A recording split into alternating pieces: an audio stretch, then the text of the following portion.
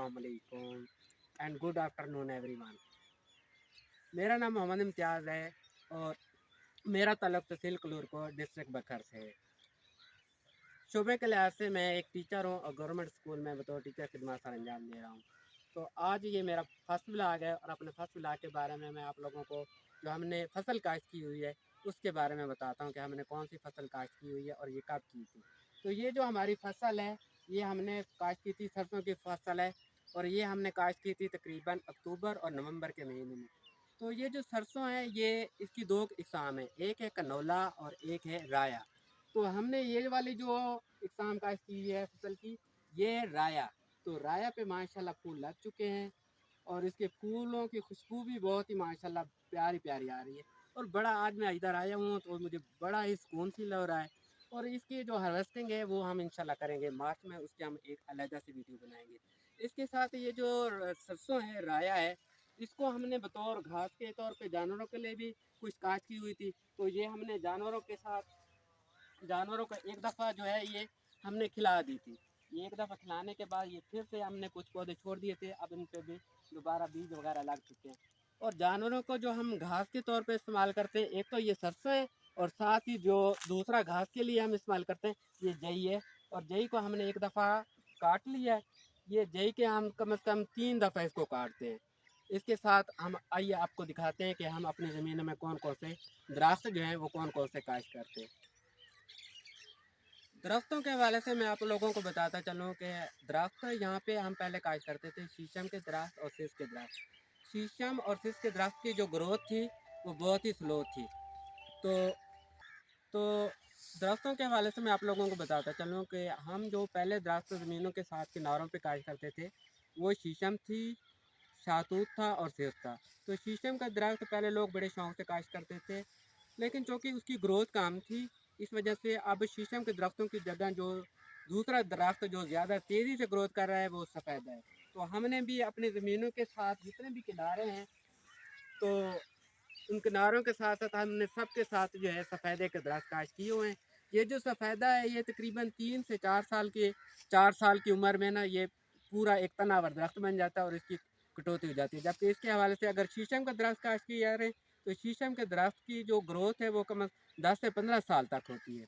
तो इसलिए अब जहाँ भी जितने भी किनारे जितने भी दरख्त हैं तो सारे तकरीबन किनारों पे आप लोगों को सफ़ेदा ही नज़र आएगा। तो अभी पहले कुछ देर पहले मैंने आप लोगों को बताया था सफ़ेदा के दरख्त के बारे में। तो अभी आप लोगों को मेरे पीछे नज़र आ रहे होंगे शीशम के दरख्त। तो ये जो शीशम का दरख्त है ये तकरीबन इसकी उम्र जो है 4 से 5 साल हो चुकी है, लेकिन इसकी ग्रोथ जो है बहुत स्लो हो रही है। तो ये शीशम के दरख्त को तैयार होने के लिए कम अज़ कम जो अरसा चाहिए वो 10 से 15 साल है। तो इसलिए अब शीशम के दरख्त की जगह जो दूसरे दरख्त काश्त हो रहे हैं, सफ़ेदा हो रहा है और सीस हो रहा है, तो उनकी जो ग्रोथ ज़्यादा होने की वजह से और उनका जो रेट के हिसाब से अगर देखा जाए तो रेट चूँकि शीशम का ज़्यादा है, लेकिन ग्रोथ की वजह से चूँकि सफ़ेदा जल्दी का तैयार हो जाता है, इसलिए लोग ज़्यादातर जो ज़मीन के किनारों पे लगा रहे हैं, अपनी फसलों के इर्द गिर्द लगा रहे हैं, तो वो सफ़ेदा का दरख्त ही है।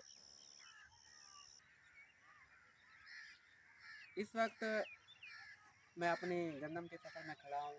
तो ये गंदम की फसल जो है ये तकरीबन इसको हमने काश्त किया हुआ है 1 माह से 1.5 माह। तो इसको अभी हमने खाद वगैरह नहीं लगाई तो इसकी ग्रोथ जो है थोड़ी स्लो हो रही है। तो अभी कुछ ही दिनों में ये आज जो भाई वगैरह ने आए थे उन्होंने पानी वगैरह लगा दी है। तो इंशाल्लाह खाद भी साथ लगी हुई है।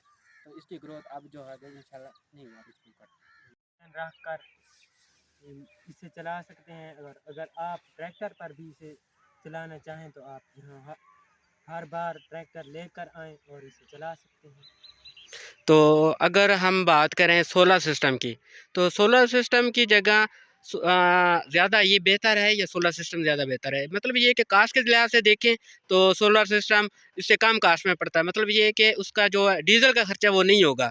लेकिन इसका चूँकि डीज़ल खर्चा है, लेकिन इसकी जो इंस्टॉलेशन है वो इसकी सस्ती है और जो सोलर सिस्टम है वो महँगा है। इस हवाले से थोड़ा बहुत ना सोलर राय दे दें। सिस्टम भी हमारे इलाके में है, मगर उसमें पहले पहले इन्वेस्टमेंट 22-23 लाख होनी चाहिए और एक गरीब और मॉडरेट बंदे के लिए ये मुमकिन नहीं।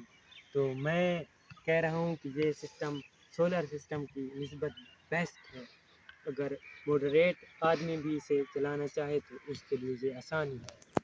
और सोलर सिस्टम वाकई में एक ज़बरदस्त सिस्टम है, मगर अगर इन्वेस्टमेंट 22 लाख आपके पास है तो फिर आप उसे लगा सकते हैं। ये 2 लाख में भी काम चल सकता है इस सिस्टम से, टरबाइन सिस्टम से।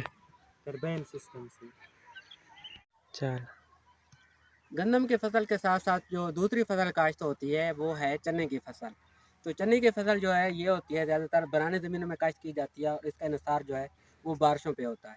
तो हमारा जो सहरा है ये सहरा थल का हिस्सा है और ये डिस्ट्रिक्ट बखर के जो मशहूर तरीन चनों में शुमार किया जाता है। मतलब ये है कि ये जो चने की फसल है ये ग़िज़ाई इसके लिहाज से भरपूर होती है क्योंकि इसके अंदर कोई खाद और स्प्रे वगैरह का इस्तेमाल नहीं किया जाता। इसका जो मुकम्मल तौर पे इंहिसार है वो होता है बारिशों पे। अगर बारिशें अच्छी आ गई तो ये जो चने की फसल है इसकी पैदावार बढ़ जाती है। अगर बारिशें ना हों तो फिर इसकी पैदावार जो होती है वो ना होने के बराबर होती है। तो इस वक्त जो चने की फसल है वो तकरीबन फूल उगने के करीब करीब पहुंच चुकी है। तो इसका जो सीज़न है कटाई का, तो कटाई इसकी तकरीबन होती है मई और जून के महीने में। तो मई और जून के महीने में ये फसल तकरीबन तैयार हो जाएगी। इसी के साथ ही आज का व्लॉग ख़त्म करते हैं। दुआ में ज़रूर याद रखना। अगर आपको हमारी वीडियो पसंद आए तो हमारी वीडियो को लाइक कर दें और हमारे चैनल को सब्सक्राइब कर दें। अल्लाह हाफ़िज़।